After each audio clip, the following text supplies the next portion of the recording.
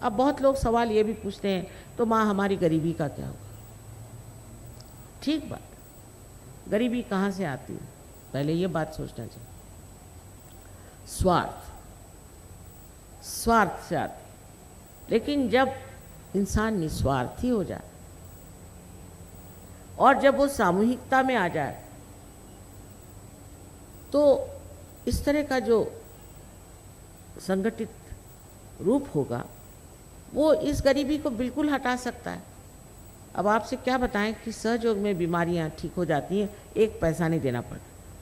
Cancer से लेके हर तरह की बीमारियां ठीक हुई। अब कल ही वहाँ आपने देखा होगा कि एक स्त्री थी, उसको दिखाई नहीं देता था।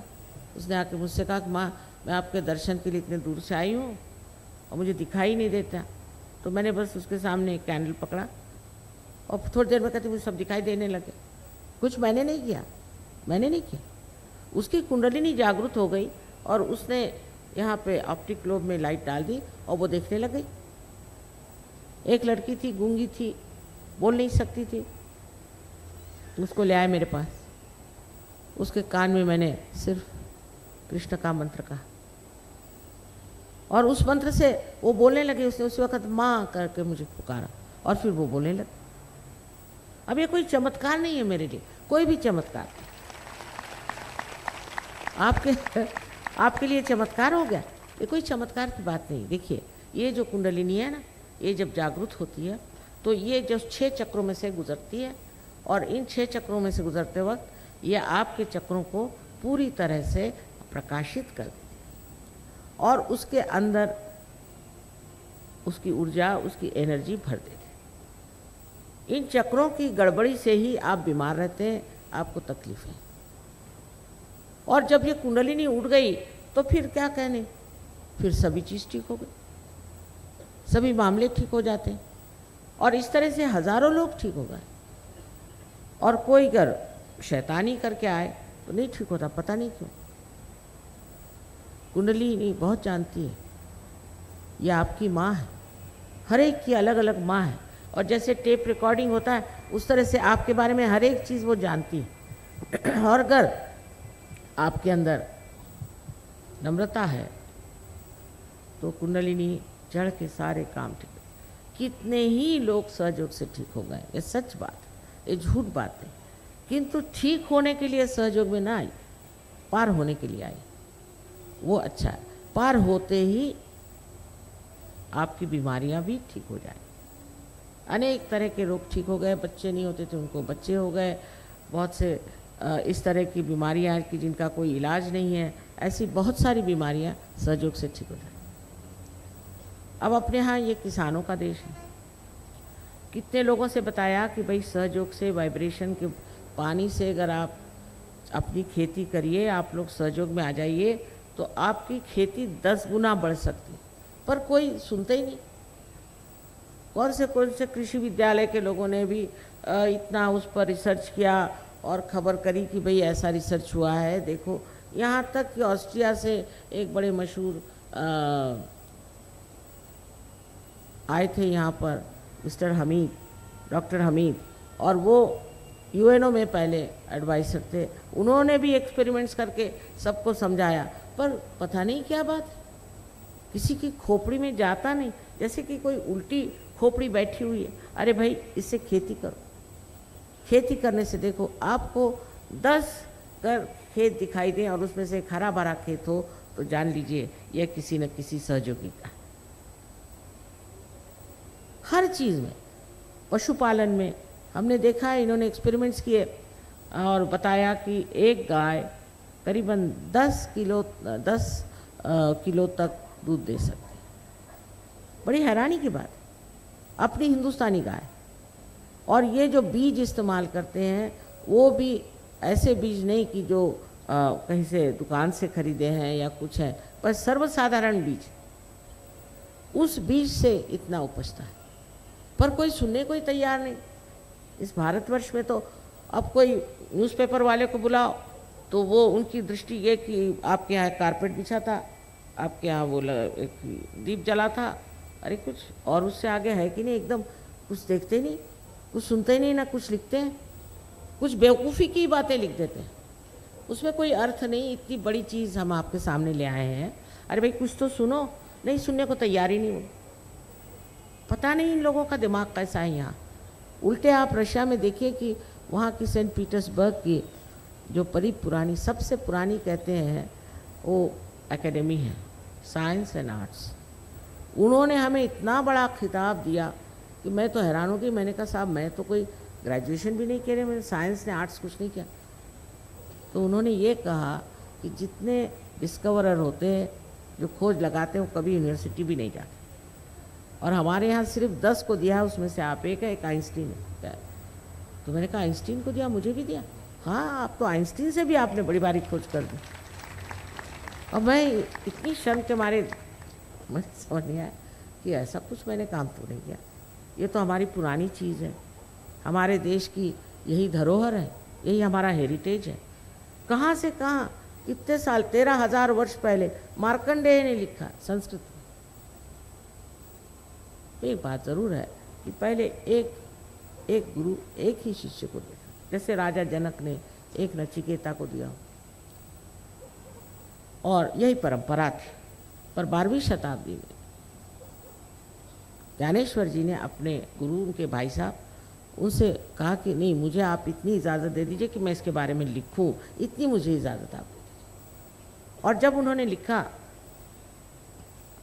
छठी उनका जो ज्ञानेश्वरी में 6वां अध्याय है, उसमें कुंडलिनी बड़ा सुंदर वर्णन किया है, और इस कुंडलिनी के कारण ही आत्म प्रकाश को प्राप्त करते हैं, ये भी स्पष्ट रूप से लिख दिया।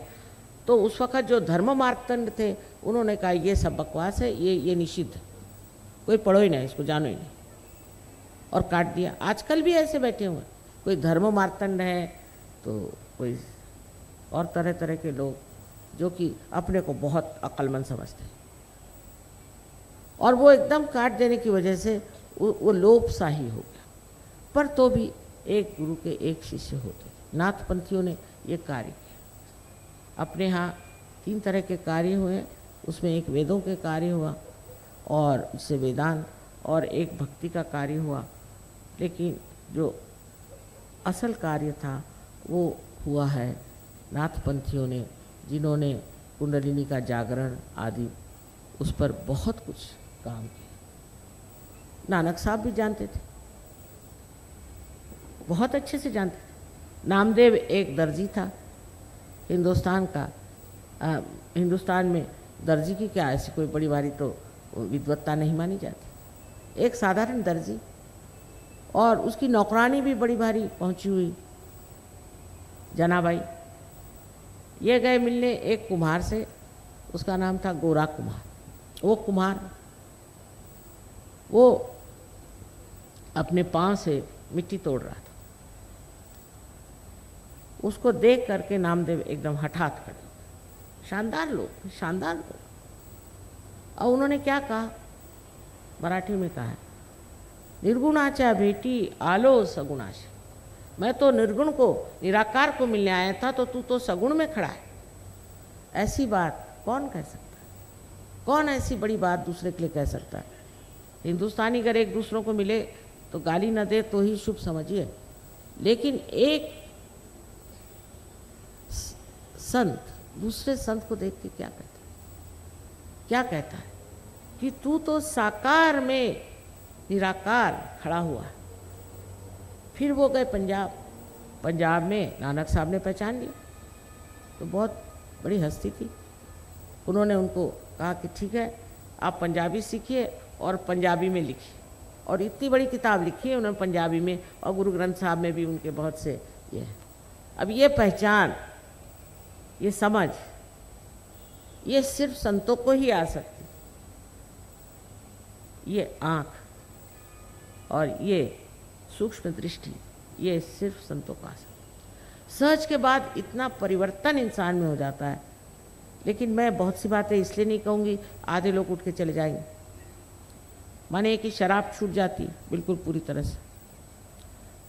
सबों ने कहा कि शराब मत पी। मोहम्मद साहब के ज़माने में उन्होंने कहा शराब मत पियो, लेकिन सिगरेट तब नहीं थी। तो नानक साहब आए उनकी जगह, उन्होंने कहा भाई सिगरेट भी मत पियो। लेकिन ये सब कहना मात्र कहना है, नहीं तो आप जाइए लंदन में तो दिखाएंगे आपको कि उनका कितना बड़ा पब है, घर के अंदर पब खोले हो। ऐसे तो अंग्रेज़ भी नहीं करते, वो भी कहीं अलमारियों में रखते हैं, पर ये तो सामने ही जाइए तो पब पब। ये जो चीज़ आ गई है कि जो उन्होंने कहा, जो उन्होंने बताया, उसका परिपालन करना बहुत मुश्किल हो गया लोगों। कोई करते हैं, कोई छिपके करते हैं, कोई आधा करते हैं, कोई ज़्यादा करते हैं, क्योंकि उनके अंदर वो शक्ति नहीं, समर्थ नहीं। पर सहयोग में आप समर्थ हो जाते हैं। ऐसे समझ लीजिए कि अगर मेरे हाथ में एक सांप है और मैं बहुत ज़िद्दी औरत हूँ और आप कहें कि आप बहुत ज़िद्दी हैं, तो मैं तो कभी न मानूं। और फिर कितनी भी चापलूसी करके आप कहें कि साहब ये सांप हाथ में है, आप इसे छोड़ दीजिए, मैं कहूँगी नहीं, ये तो रस्सी, अंधेरे में बैठी हूँ ना, तो ये रस्सी है, उसी पे जिद कर रही हूँ कि ये तो रस्सी है, ये तो रस्सी है। अंत में जब सांप काटेगा तभी पता चलेगा ये सांप था। लेकिन जब ज़रा सा प्रकाश आ जाए तो फट से छोड़ देंगे, फट से चीज़ छूट जाती। इसी तरह से जो हमारे अंदर हमें नाश करने वाली जो चीज़ें बैठ गई, वो पूरी तरह से छूट जाती। मनुष्य एकदम स्वच्छ। हाँ, एक बात और बताएं कि अपने शहनाई के जो बड़े मशहूर शहनाई नवाज़ हैं, आप तो जानते हो, बिस्मिल्लाह खान साहब, वो एक बार आए थे हमारे यहाँ प्रोग्राम में, तो देखने लगे, सब सहयोगी बैठे हुए हैं, तो कहले माँ इनको तो आपने खालिस कर दिया, ये तो खालिस हो गए। हाँ, मैंने कहा देखो खालिस हो। तो मैंने कहा ये क्या खालिस्तान बना रहे, मुझसे पूछते। मैंने कहा आप जाके उनसे पूछो, मुझसे क्या पूछ रहे हो, किसका खालिस्तान बना रहे हो। खालिस का मतलब है निर्मल, शुद्ध। जब आप शुद्ध हो गए, ये बात उन्होंने कही थी कि तुम शुद्ध हो जाओ। और सिखों पे तो बड़ी ही मेहनत की है। ऐसे ही मुसलमानों की बात, मुसलमानों से कहा गया था कि कियामा नाम की एक बहुत बड़ी क्रांति की व्यवस्था की गई। जब कियामा आएगा तब आपके हाथ बोलेंगे और आपके खिलाफ शहादत देंगे, साफ कहा गया। वो कहाँ गया? ईसा ने कहा है, बहुत कमाल की बात है, दाउ शैल्ट नॉट हैव अडल्टरस आइज। बताइए कितनी बड़ी बात। और मुझे दिखा दीजिए इन लोगों में से किसकी आंख साफ और शुद्ध और निर्मल है, मिलेंगे नहीं। वजह ये, उसमें किसी को दोष देने की बात, वजह ये है कि वो शक्ति अंदर नहीं है। जब वो शक्ति अंदर आ जाती तो आदमी निर्भय होकर के, निर्भय या निर्गुण गाता है। चारों तरफ से इस देश में आप देखिए तो न जाने कितनों ने कितना महत्वपूर्ण कार्य किया है।